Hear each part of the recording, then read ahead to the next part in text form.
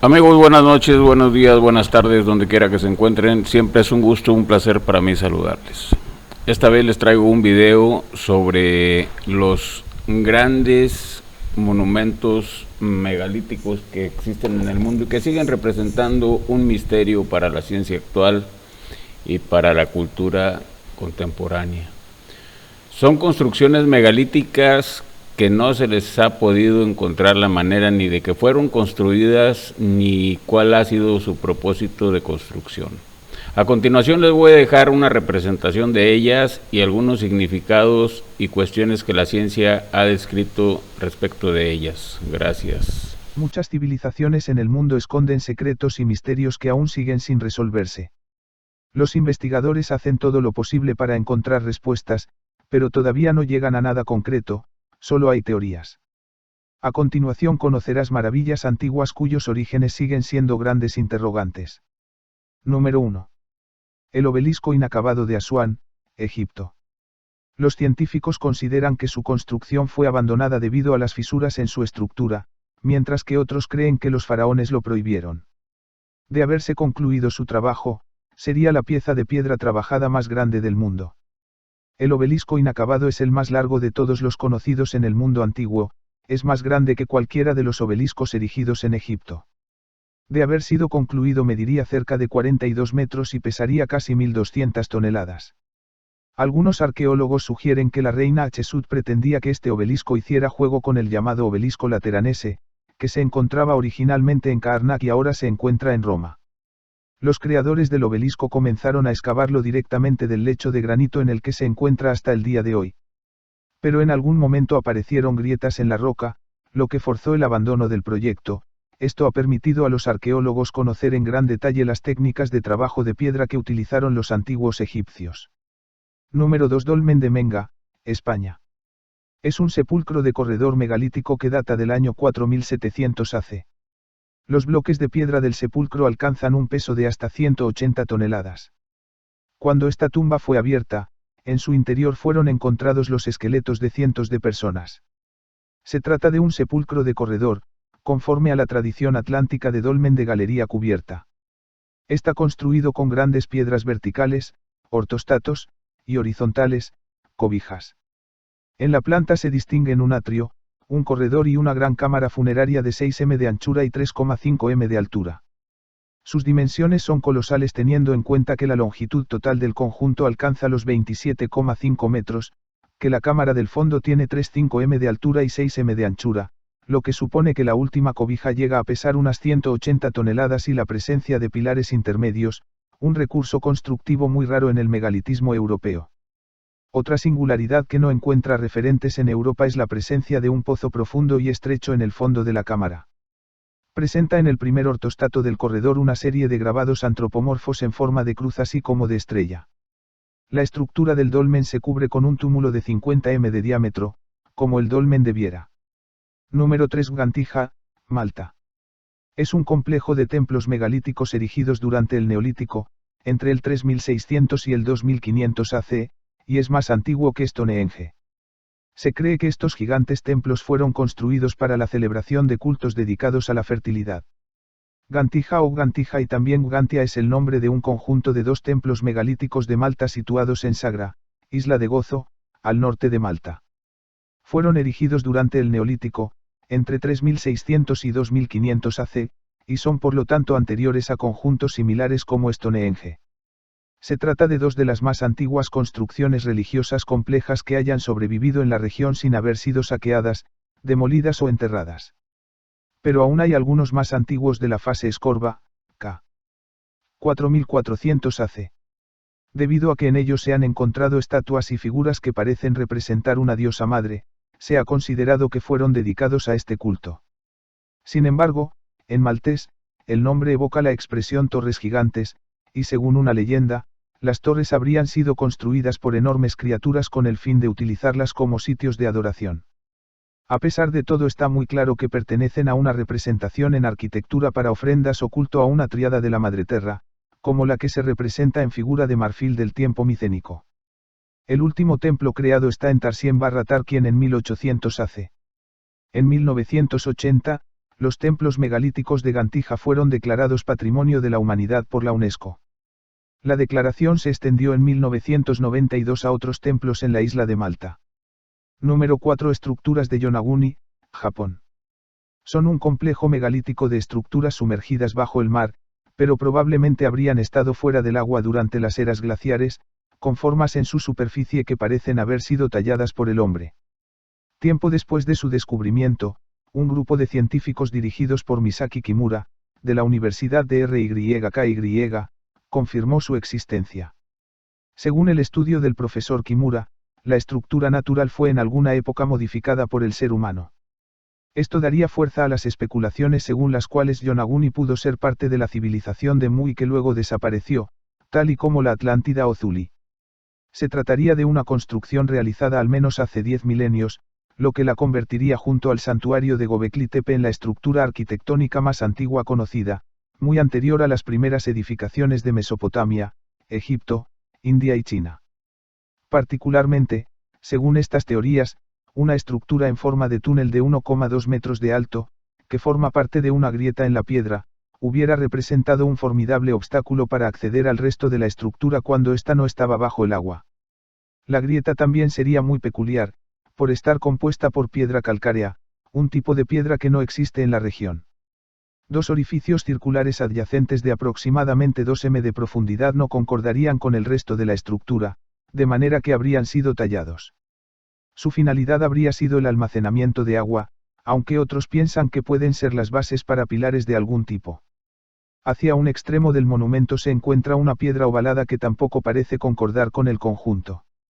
Su extremo superior apunta hacia el norte, y podría haberse utilizado para determinar la hora del día. Para la talla de la roca, realizada antes de la invención de utensilios metálicos, se habrían utilizado cuñas de madera, con el fin de romper limpiamente partes de la roca. Número 5. Las cabezas de los Olmecas, México. Son más de una decena de monumentales esculturas de piedra de cabezas humanas esculpidas por la civilización olmeca, que datan del 900 AC. Existe una controversia debido a los rasgos africanos en sus caras.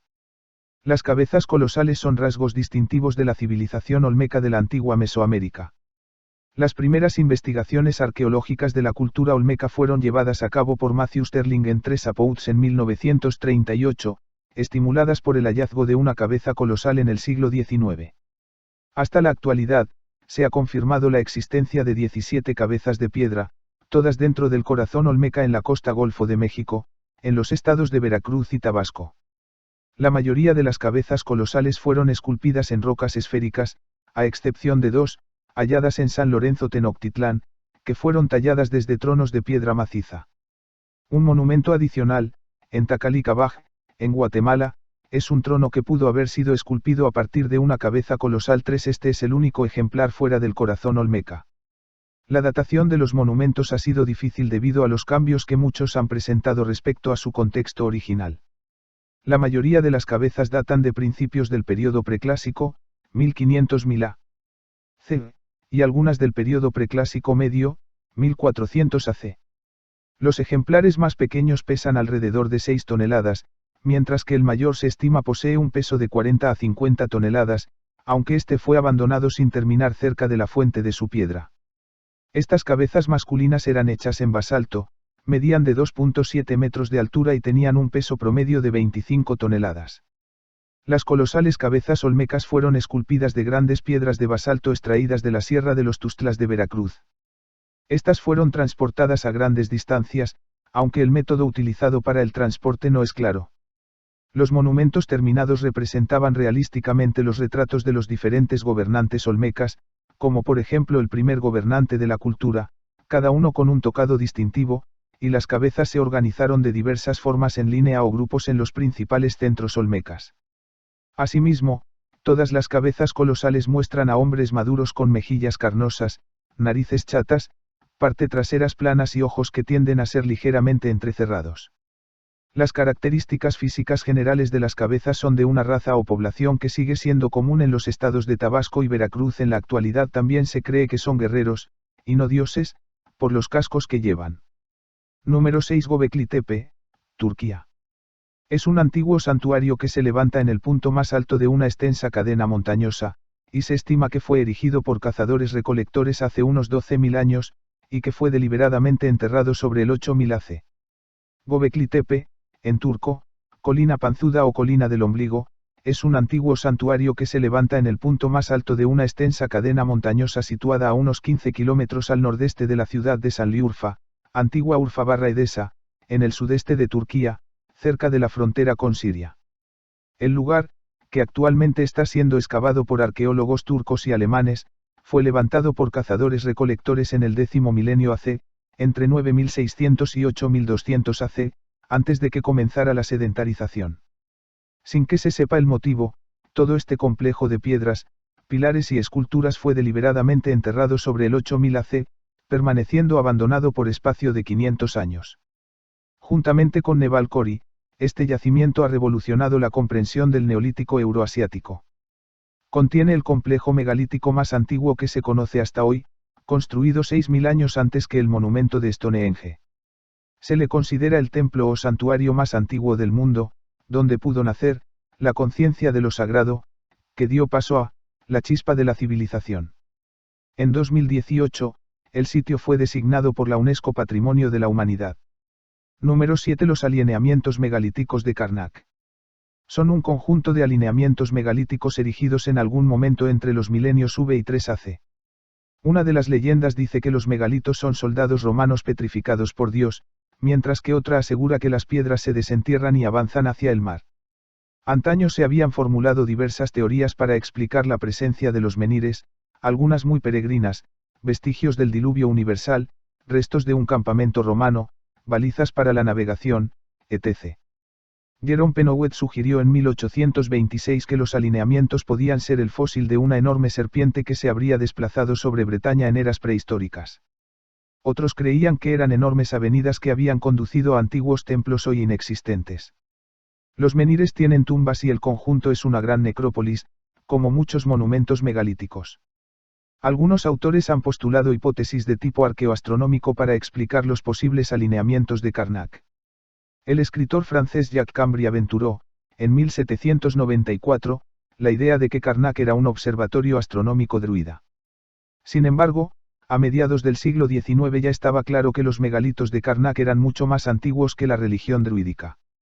En 1970, el ingeniero inglés Alexander Tamm y su hijo retomaron la idea y postularon que las hileras de menhires y sus perpendiculares están orientadas hacia los puntos solsticiales y equinocciales de salida del Sol, creando así un calendario que permitía predecir las etapas importantes de la vida agrícola. Sus afirmaciones, sin embargo, son controvertidas y no son aceptadas por la comunidad científica. Número 8. Gigantes bolas de piedra, Costa Rica.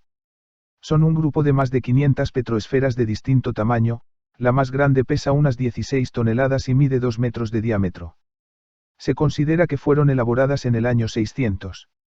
Una de las teorías la asocia con la pérdida del continente de la Atlántida. Las esferas de piedra de Costa Rica son un grupo de más de 500 petroesferas precolombinas de la cultura del Diquís ubicadas principalmente en el sur de Costa Rica, en la llanura aluvial del delta del Diquís, confluencia del río Sierpe y el río Grande de Terraba, en la península de Osa y en la isla del Caño. La zona pertenece al distrito de Sierpe, en el cantón de Osa. Como conjunto, las esferas se consideran únicas en el mundo por su número, tamaño, perfección, formación de esquemas organizados y abstracción ajena a modelos naturales. Su gran valor radica en que se hicieron bajo condiciones tecnológicas y sociales consideradas muy difíciles en la actualidad.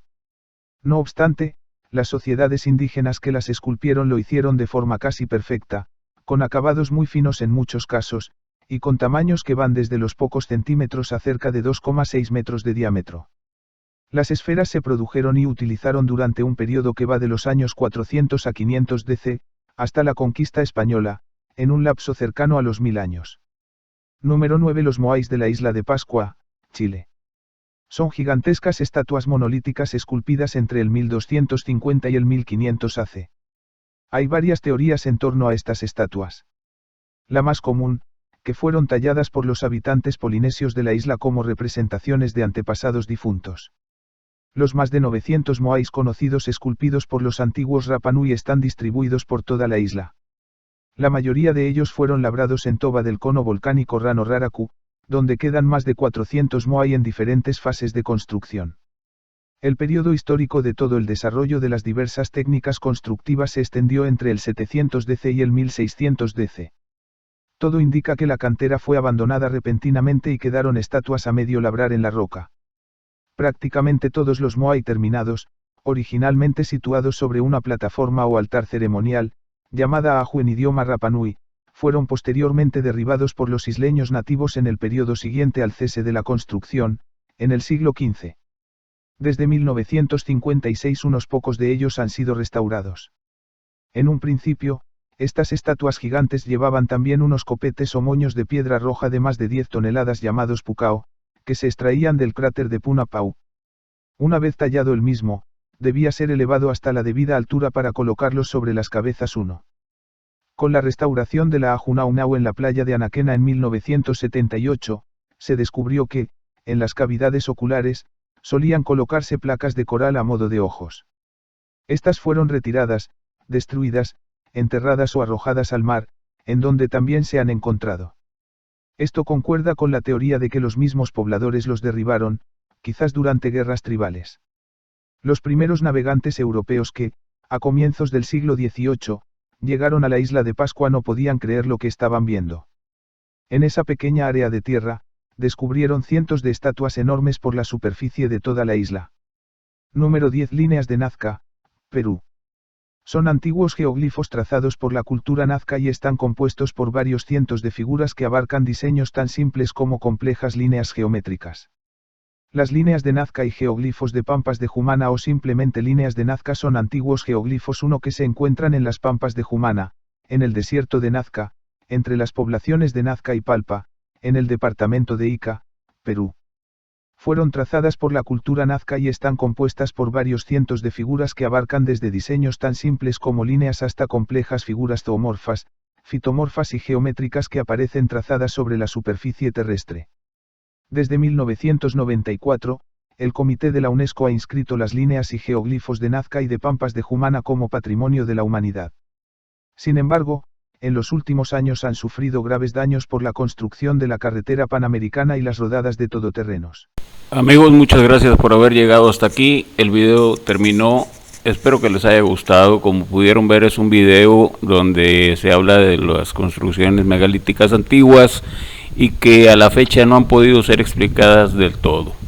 Nos hablan de culturas muy antiguas, del neolítico, incluso de antes y algunas posteriores, pero que dejaron construcciones que no se sabe para qué fueron, cómo se hicieron o qué significado tenían. Espero que el video les haya agradado, se hizo con mucho cariño, esperando que ustedes saquen sus conclusiones también y que averigüen un poco al respecto. Gracias por todo, hasta pronto, que estén bien. Muchas gracias.